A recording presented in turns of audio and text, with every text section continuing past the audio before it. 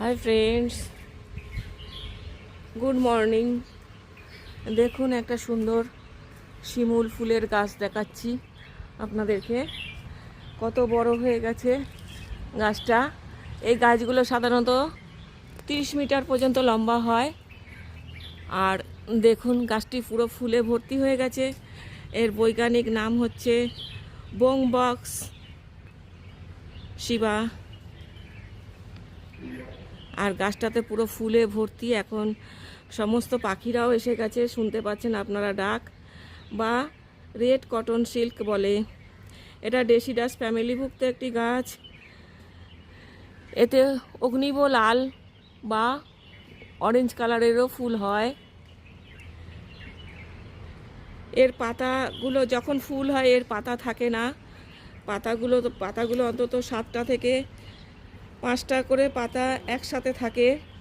এখানে আমি এই যে একটা ফল পেয়েছি, ছোট ফল সবে, আর একটা কুঁড়িও পেয়েছি, দেখাচ্ছি। এই যে দেখুন, এই পাশেরটা হচ্ছে ফল আর এটা কুঁড়ি, ফোটেনি এখনও, এখানে পড়েছিল, কুড়িয়ে পেয়েছি। ফলগুলো 3 থেকে 7 ইঞ্চি পর্যন্ত লম্বা হয়। ফলগুলোতে পাকলে পরে ফলগুলো থেকে তুলো বা ফাইবার বের হয়। এবং এটা ফুলগুলি হয় 5টা পাপড়িযুক্ত। আর এখানে এই যে দেখুন একটা ফুল, সুন্দর একটা ফুল পড়ে আছে। ফুলে তো নিচেটা ভর্তি হয়ে গেছে। এই যে 5টা পাপড়িযুক্ত এর ফুলগুলি। এর দেখুন, এই যে পুংকেশর আর গর্ভকেশরটা খুবই ছোট একটুখানি। গর্ভকেশরটাও 5টা পাপড়িযুক্ত এবং দেশলাই কাঠির মতো দেখতে লাগছে। দেখুন মাথাগুলো, পুংকেশরের মাথাগুলো।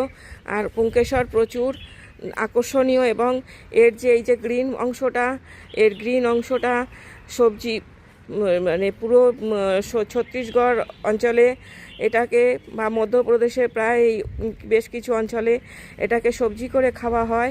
আমি নিজেও খেয়েছি, খুব সুন্দর খেতে লাগে এর সবজি। এবং গাছটি আমি ভিডিও করতে এলাম এই কারণে, গাছটিতে একদম ফুলে ভর্তি, অসাধারণ লাগছে, লালে লাল হয়ে আছে। এবং এটি একটি ফাস্ট গ্রোয়িং প্ল্যান্ট।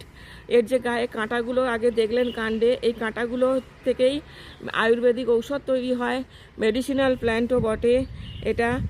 এর ফুলগুলিও 3 থেকে 7 ইঞ্চি মতো লম্বা হয়।